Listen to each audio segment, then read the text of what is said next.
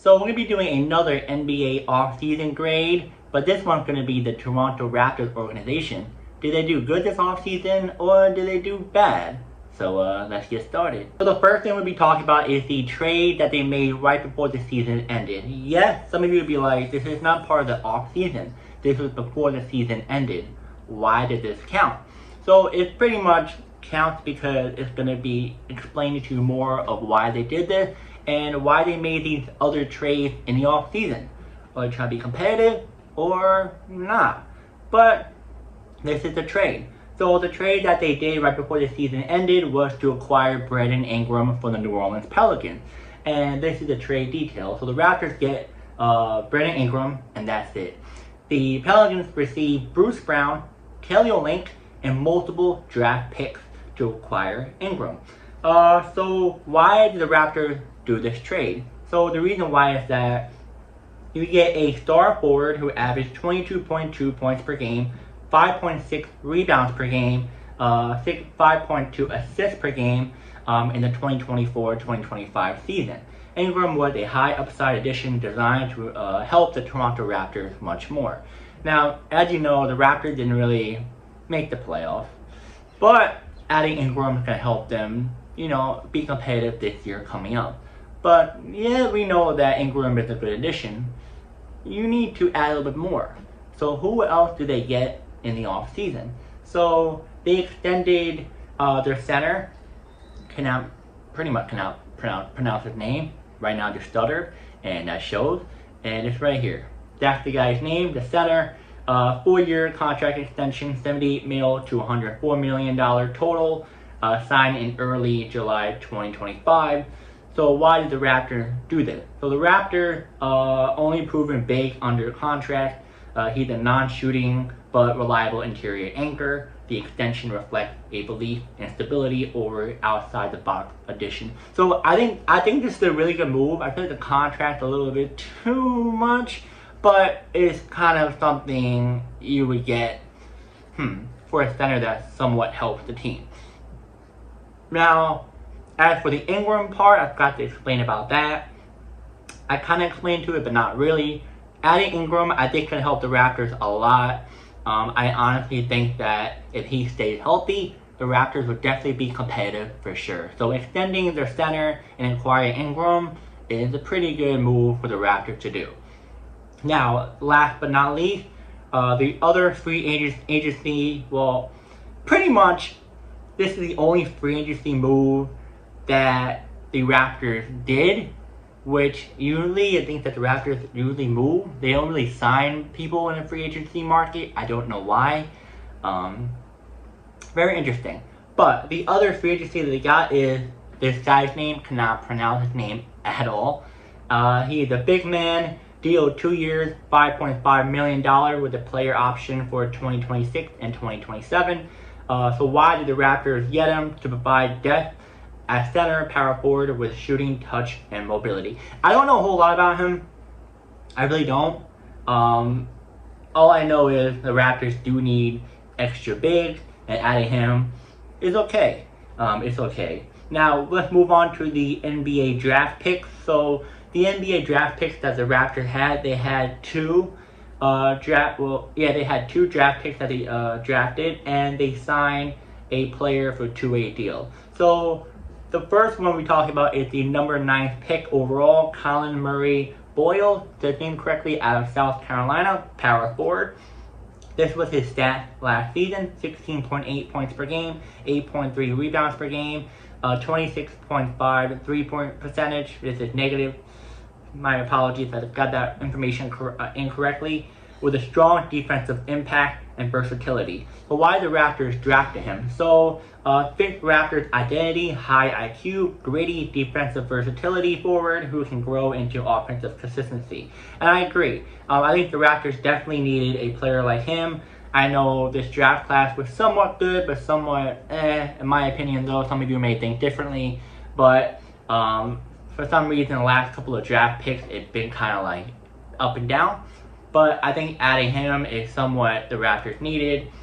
Now, the next player they drafted is the number 39th pick, Elijah Martin out of Florida. He's a guard. So why did the Raptors draft him? Tough, undersized, two-way guard with grit, defensive awareness, ideal developmental depth piece in the second round. And then last but not least, Chucky Hemburn, my apologies, says name incorrectly, two-way deal. So why did the Raptors get him a two-way deal? Point guard with leadership, instincts, and defensive focus, complements the development approach. So it seems like these draft picks, it's just more likely bench player. I would think maybe one or two of the players might be G League, but they might be seeing them somewhat on the team for sure. I feel like the number 9th overall pick automatically going to be on the bench. 39th maybe on the bench, maybe G League, and two-way deal, Chucky, we're not really sure. But I'm not really feeling what about this draft class that they drafted.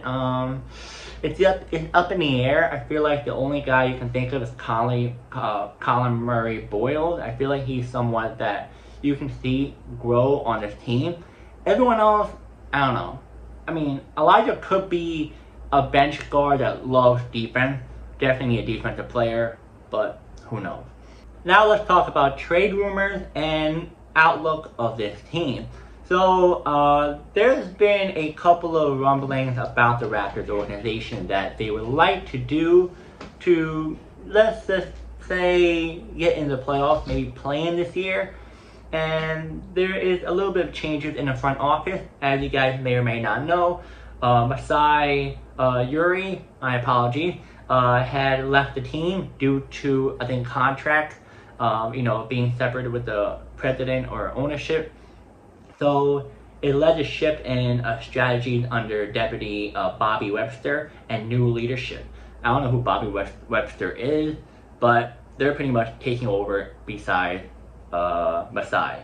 Front office tone, Raptors aim to build around a core of Scottie Barnes, Brandon Ingram, Emmanuel Quickly, and RJ Barrett while pursuing over the chaos that they were having before. Superstar trade chatter. Rumors to be considering blockbuster trades for Kevin Durant or Giannis, potentially passing Quickly, Barrett, and the center that they just re-signed, and the number 9 pick. Scratch that off. I typed that in before it happened. Kevin Durant is on the Rockets now. Giannis, it sounds like he's more likely not going to be traded, and you already extended the center, so you can't really do nothing about that. So scratch that superstar trade chatter, because the Raptors don't really go for superstars after Kawhi hasn't really bothered. Even before Kawhi, I don't even know who they went after. I forgot. I forgot. I don't think they really went after a superstar player, because who wants to go to Canada? More likely, nobody wants to go to Canada. No offense to the Canadians out there, but it's true.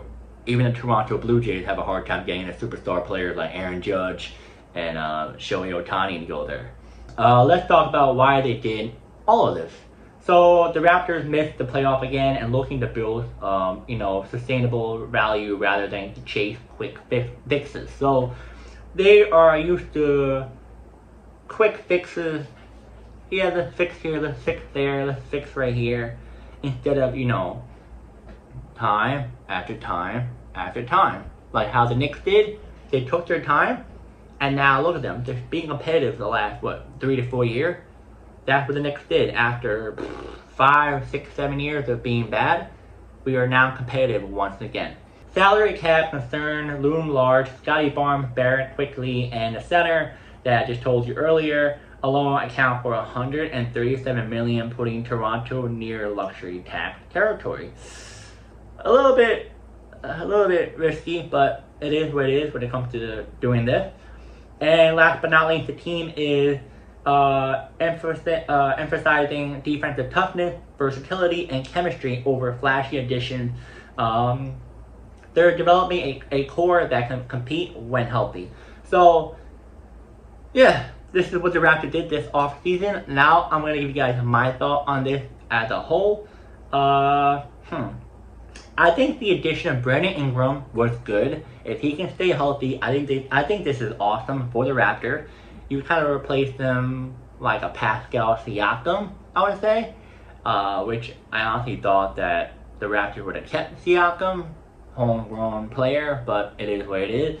But having Brandon Ingram, perfect. He actually got rid of a couple of multiple draft picks and Bruce Brown and Kelly Olynyk. Bruce Brown a little hurt, but Kelly Olynyk doesn't really bother. The draft picks, it is what it is. I think adding Brandon Ingram is good.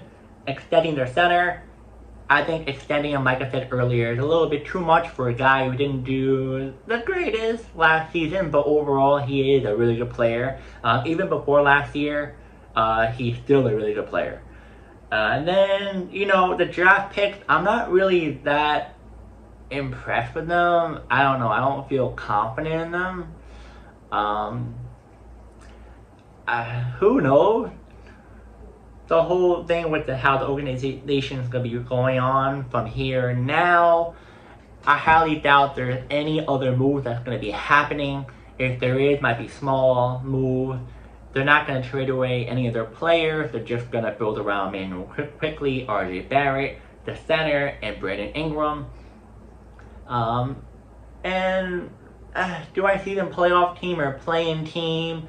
I'm going to say a playoff team if everyone stays healthy, for sure, because the East is wide open. Wide open.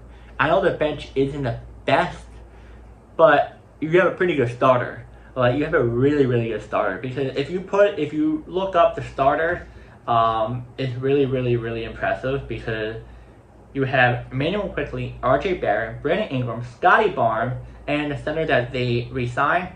Perfect. I actually like their starting lineup. They can definitely be competitive. Now, bench isn't the best. You just have to wait and see. I mean, I like one or two of their players. Like Grady D, I'm not going to say the word. And I don't know. I can see them playoff team, play-in team, more likely playoff team if everyone stays healthy. And now, if I should grade this, I'm going to give them, I know the Brandon Ingram really wasn't off season, but you just count it because, let's just count it. I'll give it a C. I think this is good. I mean, Brandon Ingram, you re-sign your center, you get a young, players coming in from the draft. I mean, it's not bad. I mean, if it wasn't for the Brandon Ingram trade, I think it would be much lower, like a D or an E. But maybe an F.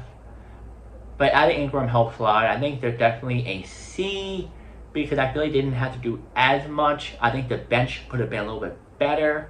But overall, they're definitely going to be a competitive team this year when healthy. And yeah, guys, comment down below. How do you think the Raptors did this offseason? Good or bad? And who should have they gone after? Or who should have they avoided? And yeah, I'll see you guys in the next video.